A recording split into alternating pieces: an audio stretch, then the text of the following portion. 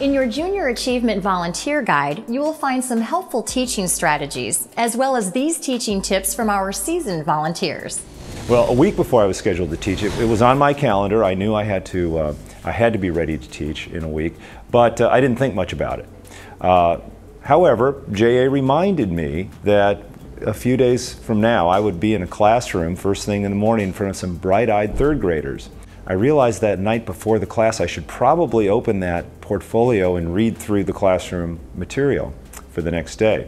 Well, it would have been nice had I done that prior to 10 o'clock at night, because it is a complete lesson that one has to deliver.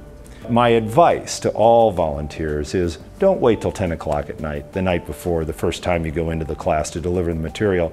In fact, open it a few days before and read through it casually, and then think about it and rehearse a little bit, maybe in your own mind, and then refresh your memory before you go in and have a bit of a game plan. 24 hours before I teach my Junior Achievement lesson, I love going through the instructor's manual, and I break open the kit and I lay everything out on the table.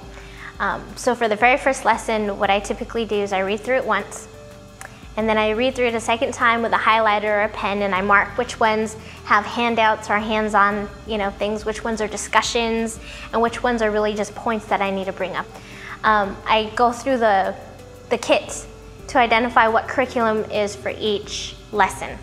So table tenses first, I put that on top, and then the pre-test, and then the first activity, the second activity, and what have you, so that they're all in order. When I prepare my lessons, it's interesting, people think it's easy for me. But I know when to be a leader, but I also know when to be a student. And I take the lessons of being a student to do my homework. So I depend on the lessons that I receive from Junior Achievement. I don't hesitate to contact those that are professionals that do this each and every day, to highlight the areas that are really important. Then I take that information and I go home and I read the materials. I make notes in the books. I want to make sure that I come up with a story, because people learn differently. One of the ways that I was able to customize the lesson with respect to some of the lesson plans that we had, were we were talking about debt in one instance, and the kids were kind of not getting a full grasp of debt. And so what I did is I brought up a recent development in our community that went up, and I asked the kids, does anyone know about this development? And they all said, yeah, we've been there with my family. And so then I asked, do you think the person that developed that had all the money to do that? And they said, well, not right away. And so then we kind of got into this discussion of debt and how it could be useful, but it could also be bad if you take on too much debt and more than you can handle. And I think for them to understand that from the aspect of an entrepreneur in our community and from the aspect of their parents, and I kind of brought my own example of how I try to manage my debt and my personal situation. And I think when you add that degree of your own personal experience and your own community experience that the kids can relate to, and bring in things that they've seen and bring in their parents and their uncles and aunts and so forth, I think that really helps solidify what you're trying to accomplish with the lesson. My students don't know the answers to some questions, so sometimes the Junior Achievement volunteer may have to guide the students towards a response. One of my first times volunteering, there was a little boy who'd always raise his hand, but when I called on him because he had his little table tent, he stayed silent.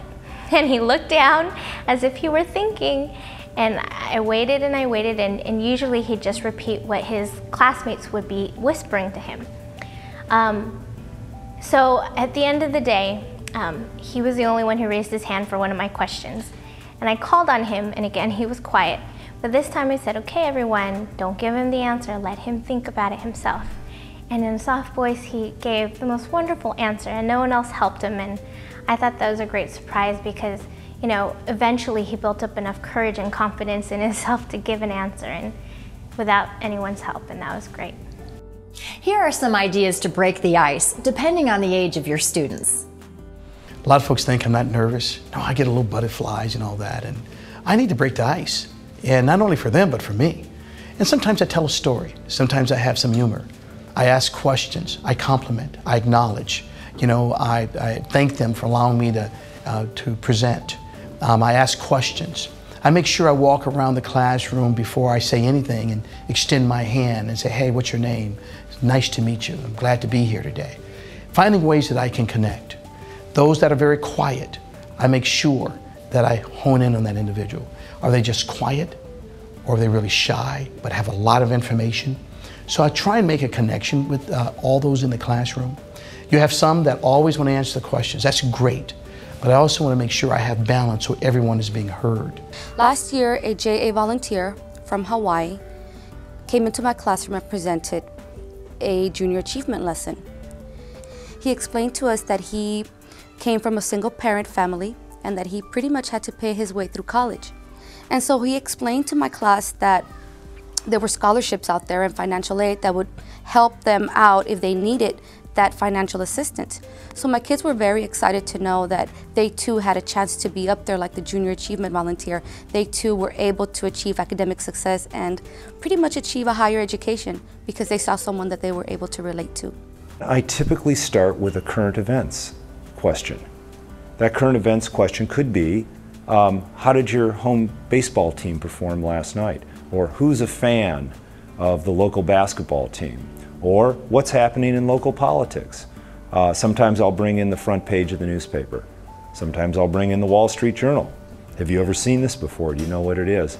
And we get the little discussion going. And eventually the kids get around to the idea that I'm there to talk about business topics, about economics, about personal finance, about financial literacy. And soon they're involved and I'm involved and we're all warmed up and relaxed, and then I open the book and we get into their curriculum.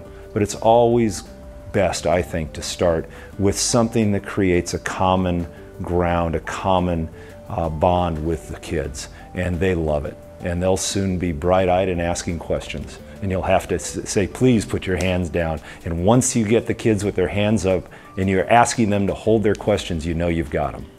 One of the things I started doing is talking about myself, which is kind of easy, right? Tell them about my kids as well. If you have kids, kids love animals. So if you have any pictures of your pets or any pictures of some of the activities that you like to do with your kids, if you have kids, again, pictures of your kids might also be something because they relate that you're a parent, that they are kids, and so that's also a good thing to do.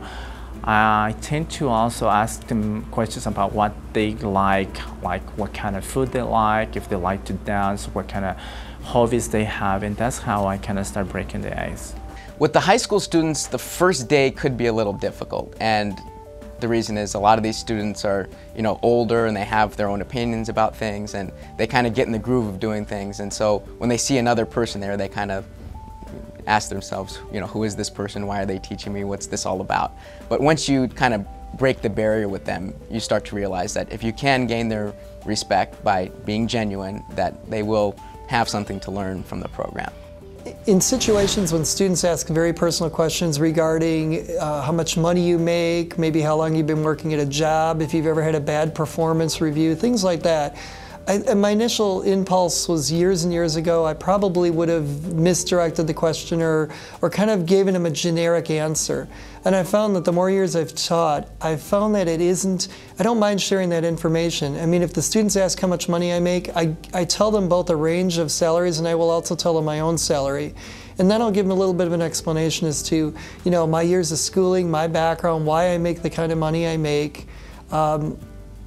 I think it gives them more of a real life appreciation for what's out there, and the fact that they have goals and aspirations. This might say, well, if he can do it, so can I.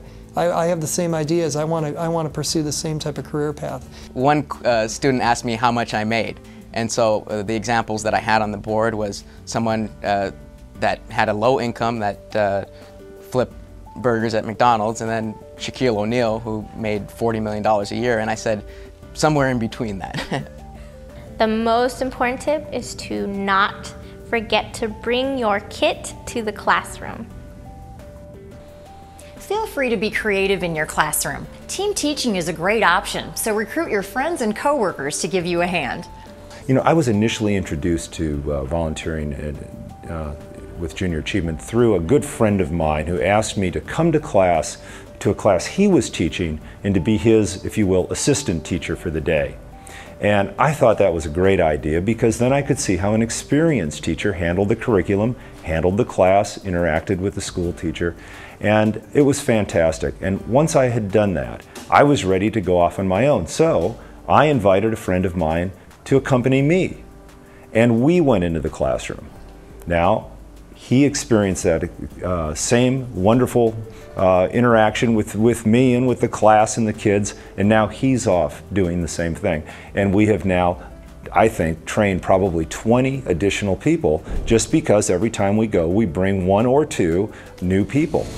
And those are just a few of the many ideas and strategies to ensure your success with your class. For more suggestions, ask your teacher or a JA staff member.